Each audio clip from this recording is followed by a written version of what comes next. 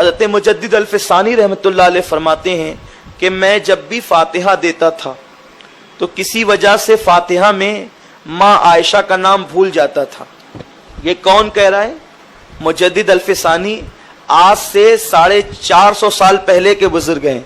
اور جو لوگ فاتحہ کو جو حضرات منع کرتے ہیں وہ لوگ بھی ان کو مانتے ہیں، اور انہوں نے اپنے مکتوبات میں خود لکھا ہے، خود ان کی تحریر ہے مجدد الفسانی کی، کہ میں فاتحہ دیتا تھا تو اکثر بزرگوں کے نام لیتا تھا، لیکن ماں عائشہ کا نام کسی وجہ سے بھول جاتا تھا، نہیں لیتا تھا، حالانکہ کوئی ایسی عداوت نہیں تھی. اب یہ ہوتا ہے نا کہ کبھی کبھی ایسا ہو جاتا ہے.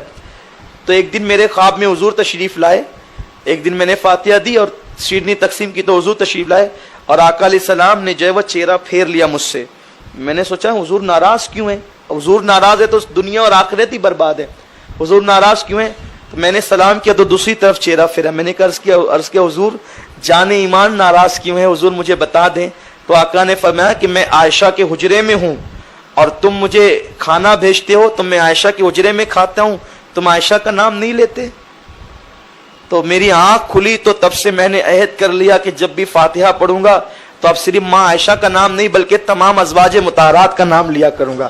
اور پھر میں نے ساری امی جانوں کا نام، ساری امہات المومنین کا نام لینا شروع کیا، اور حضور علیہ السلام کو جب بھی اصال ثواب کرتا تو حضور کے اہل بیت کا نام بھی لیتا، امہات المومنین کا نام بھی لیتا، صحابہ کا نام بھی لیتا، تاکہ اب کوئی حضور علیہ السلام ناراض نہ ہو. تو اسی لیے اس سے پتہ چلا کہ حضور علیہ السلام کو یہ کہنا چاہیے تھا کہ احمد سرہندی یہ کیا تو نے بدعت نکال رکھی ہے، یہ کیوں فاتحہ دیتا ہے، بند کر یہ سب. لیکن حضور یہ نہیں کہہ رہے ہیں، بلکہ حضور کیا کہہ رہے ہیں؟ ایک نام اور بڑھا لیا جائے، اس میں فاتحہ میں ایک نام بڑھا لیا جائے. کیوں بڑھا لیا جائے؟ کیونکہ حضور کو فاتحہ پسند ہے، تو اسی لیے تو یہ نام بڑھا لیا جائے. میں مفہوم پیش کر رہا ہوں کہ ماں عائشہ کی طرف حضور نے اشارہ کیا نا کہ میں اسی کے حجرے میں کھاتا ہوں. اس سے پتہ چلا کہ ہم جو پیش کرتے ہیں یہ پہنچے نہ پہنچے لیکن ہماری عقیدتیں ضرور پہنچتی ہیں. اور حضور بتا رہے، مجدد الفسانی لکھ رہے ہیں کہ میں کھاتا ہوں، یعنی کہ اگر تمہارا اخلاص مضبوط ہے تو یہ نعمتیں حضور تک پہنچتی بھی ہے، یہ نعمتیں حضور تک پہنچتی بھی ہے. اور اگر کسی کو یوں لگتا ہے کہ نہیں پہنچتی ہے تو ٹھیک ہے، کوئی بات نہیں. قرآن میں تو ہے نا، سورہ حج میں آپ نے ابھی سنا، کل ہی تو سنا سورہ حج کے اندر، کہ جو تم جانور قربان کرتے ہو تمہارا خون اور تمہارا گوشت نہیں پہنچتا، اللہ تک تمہارے دلوں کی نیتیں پہنچتی ہے. تو اسی طرح جب بکرا اور بکری کا گوشت اور خون ہم کھاتے ہیں، خون بہہ جاتا ہے، تو جب یہ خون اور گوشت تو اللہ تک نہیں پہنچتا لیکن کیا پہنچتا ہے؟ دلوں کی نیتیں پہنچتی ہے. تو بزرگوں تک یہ حلوہ پہنچے نہ پہنچے، ہماری محبتیں تو پہنچ رہی ہیں اور ہم یہی تو پہنچانا چاہتے ہیں. تو اس لیے کل 17 تاریخ ہوگی، شہدائے بدر کی بارگاہ میں بھی اصال ثواب ہونا چاہیے، ماں عائشہ کی بارگاہ میں بھی. آسان ہے یار، بالکل کوئی معاملہ تھوڑی نہ ہے. افطار کے لیے بیٹھتے ہو، پھل فروٹ تو لے کر ہی بیٹھتے ہو، کھجوریں تو لے کر ہی بیٹھتے ہو. کوئی شرط تو نہیں ہے کہ امرتی ہی ہو، جلیبی ہی ہو، حلوہ، کوئی شرط نہیں ہے. آپ پانی ہی رکھ سکتے ہیں نا، محبتیں پہنچانی ہے. اصل چیز ان کا ذکر ہے. دیکھو حضور علیہ السلام کیا فرما رہے ہیں کہ میں عائشہ کے حجرے میں کھاتا ہوں. آقا کریم فرما رہے، اور اس کو لکھ کون رہا ہے؟ مجدد الفسانی لکھ رہے ہیں، ان کے مکتوبات میں لکھ رہے ہیں. تو پتا چلا حضور کو یہ پسند ہے، تو تمہارے گھر میں نام لیتے ہو تو تمہارا بیڑا پار ہوتا ہے. اس وجہ یہ ہے اس کی کہ ایک تو محبتیں تمہاری حضور تک پہنچتی ہے، حضور کی اہل بیت، صحابہ، ازواج مطہرات تک پہنچتی ہے، اور پھر ان کے ناموں کی برکت سے تمہارے گھر کی مصیبتیں دور ہو جاتی ہے. آج یہ مصیبتیں نہ ہو اگر تم ان کے ناموں سے اصال ثواب کرو. تو گھر میں بیٹھ جاؤ، ایک بار سورہ فاتحہ پڑھ لو. فاتحہ تو آتی ہے نا سب کو، سورہ فاتحہ یاد ہے کہ نہیں یاد ہے؟ الحمد شریف پڑھ لو، پھر 3 بار قل اللہ پڑھ لو، 3 بار درود شریف پڑھ لو، اور اسی کو پڑھ کر کے اصال ثواب کر دو. بس اسی کا نام فاتحہ ہے. اور اگر اور زیادہ آتا ہے تو چاروں کل پڑھ لو، اور زیادہ آتا ہے تو الف لام میم سے مفلحون تک پڑھ لو، اور زیادہ آتا ہے تو آمن الرسول سے فانصرنا علی القوم الکافرین تک پڑھ لو. جتنا زیادہ پڑھو گے اتنا زیادہ ثواب ملے گا. نہیں کچھ آتا ہے تو سورہ فاتحہ اور قل اللہ شریف پڑھ کر اصال ثواب کر دو. یار اللہ دلوں کو دیکھتا ہے. ہم اہل بیت کے ازواج مطہرات اور صحابہ کے غلام ہیں. یہ اللہ کی بارگاہ میں بس یہ پہنچا دو، انشاءاللہ تعالی دنیا بھی سنور جائے گی، آخرت بھی سنور جائے گی.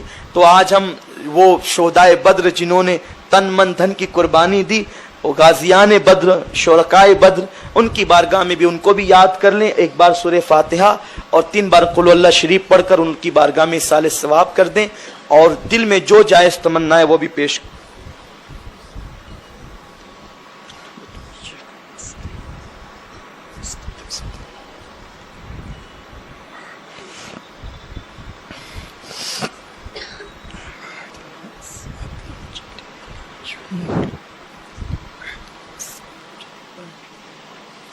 الفاتحہ۔ صلی علی سیدنا مولانا محمد وعلی آل سیدنا مولانا محمد صلاۃ تنجینا بها من جمیع الاحوال والآفات وتقضی لنا بها جمیع الحاجات وتطہرنا بها من جمیع السیئات وترفعنا بها عندک اعلی الدرجات وتبلغنا بها اقصى الغایات من جمیع الخیرات فی الحیاة وبعد الممات انک علی کل شیء قدیر۔ یا اللہ، یا رحمان، یا رحیم، یہ نظر نیاز جو کچھ بھی حاضر ہے، جو بھی ہم نے درود شریف پڑھا، قرآن مقدس کی تلاوت کی، سے اپنی بارگاہ میں قبول فرما لے۔ ان تمام اعمال خیر کا ثواب ہم سب کے آقا و مولا حضور جناب احمد مجتبی محمد مصطفیٰ ارواحنا فدا صلی اللہ علیہ وسلم کی بارگاہ میں نظر کرتے قبول فرما۔ تمام انبیاء کرام علیہ السلام کی بارگاہ میں نظر قبول فرما۔ جملہ اہل بیت اطہار خلفائے راشدین امہات المومنین جناب آدم سے لے کے قیامت تک مومنین مومنات مسلمین مسلمات کی ارواح کو نظر کرتے قبول فرما۔